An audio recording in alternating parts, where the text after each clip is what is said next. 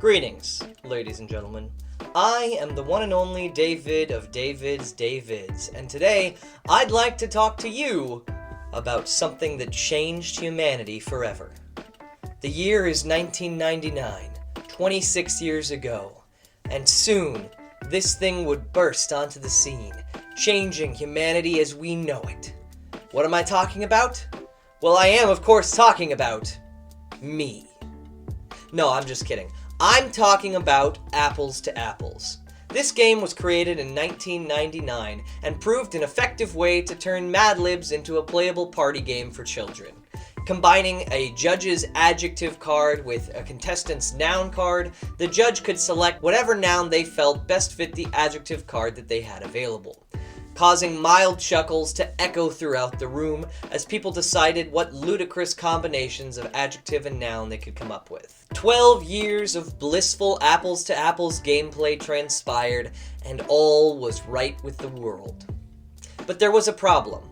Apples to Apples was a game for young children, say 7 to 12 years old.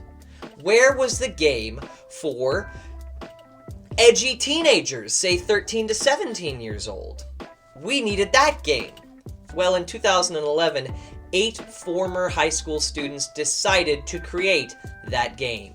Using a Kickstarter to fund their initial launch phase, these 8 friends were able to burst onto the scene with the perfect game for edgy teenagers and really drunk adults: Cards Against Humanity. This game was a revelation, and immediately became insanely popular with every neckbeard that you've ever met at an anime con. They will not stop bringing their copies of Cards Against Humanity and Werewolf.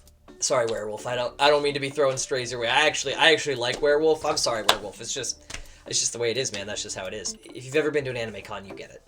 The game was a simple concept. A black card would have a sentence with blank spaces in it. The white card would fill those blank spaces. The judge would read the black card aloud, and the contestants would race to find the appropriate white card, or inappropriate white card, to put in order to fill that blank. The punchlines were hilarious, ranging from sex, to race, to violence. Truly, a smorgasbord of possible answers for the judge to choose from. But as the years have gone by and people have begun to reflect more on the game, some criticism has begun to appear, and the overall cultural attitude towards the game has shifted more towards the negative. For one very simple reason. The game is not that funny. It's a game that works the first time you play it, because you sit there reading the cards and saying, oh, these cards are so inappropriate. They're talking about taboo topics such as sexual intercourse, race relations, and gender dynamics. My, this is not the type of thing I would bring home to my evening tea with mom and dad. But by the 5th time you play this game and you pull a white card with a race joke, or a sex joke, or a violence joke, or a political joke, or a celebrity joke, you begin to realize that this game is very one note. And to prove this point beyond a shadow of a doubt, I did an insanely long and unnecessary analysis of 475 white cards from the game, proving once and for all, scientifically, that Cards Against Humanity isn't that funny.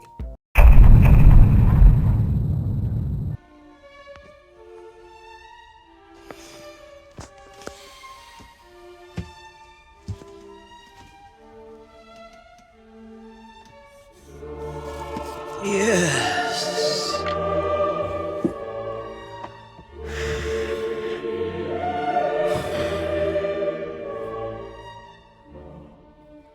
It's time.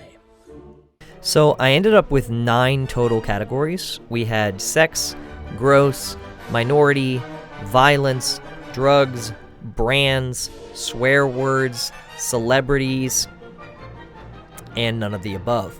So if it didn't fit into one of those first 8, it ended up in none of the above, which ended up being a minority of the cards, shall we say. Most of them fit into one of those 8 categories. In fact, most of them fit into 4 of the 8 categories, which is what I will talk about here in this next section.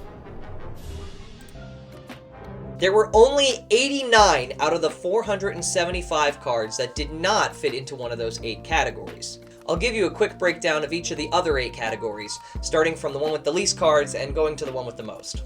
In last place, we had swear words, with only 8 total cards with swear words on them. And in second to last place was drugs, with only 10 cards that referenced a drug. Just above them were branded cards, where I found a total of 16 cards that explicitly referenced a branded product of some type. Taking a big step up from that category, we had the reference to a minority jokes. So if this joke was about homosexuality, or race, or gender, or any and all of the above, then it got filtered into the minority category. There were 48 cards in the minority category, which still is not that much of the total. But up next, we have the real heavy hitters. These next 4 categories, celebrities, gross out, violence, and sex, took up over 60% of the total cards I looked at. That's right, you have a 6 in 10 chance of pulling a card with a punchline of sex, gross, violence, or celebrity reference. So in 4th place out of those was celebrities. There were 65 cards that made references to a celebrity of some type. Tied for 2nd and 3rd, we had gross out and violence with 66 cards each. And far and away our winner, with over 40 more cards than any of the other 8 categories, were sex jokes. There were 107 cards where the punchline was some variation of sex. That's 22.5% of the total amount of cards I analyzed. Considering these results, we begin to see the issue with the game. When 60% of the cards that you're going to draw, play, or read have a punchline of sex, violence, gross, or celebrity, it begins to get old fast. Really fast.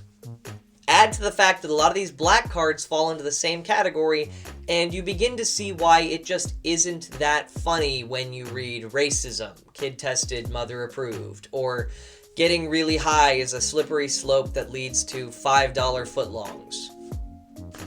He smoked marijuana and so then he got hungry, guys. That's so funny. That's so funny. God, it's so funny. It's so funny.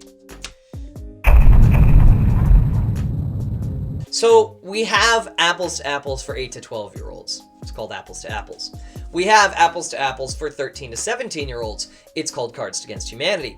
But what if adults wanted to play a game along these lines? Where is their Apples to Apples?